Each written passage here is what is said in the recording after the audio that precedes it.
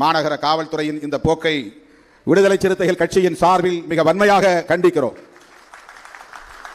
நாங்களும் சட்டம் ஒழுங்கை பாதுகாக்கக்கூடியவர்கள்தான். எங்களுக்கும் சமூக பொறுப்பு இருக்கிறது. மதவெறி உணர்வுகளை தூண்டக்கூடியவர்களை எதிர்த்து போராடக்கூடிய நல்லிணக்க சக்திகள் என்கிற முறையிலே இந்த வேதனையை நாங்கள் பகிர்ந்து கொள்கிறோம், பதிவு செய்கிறோம்.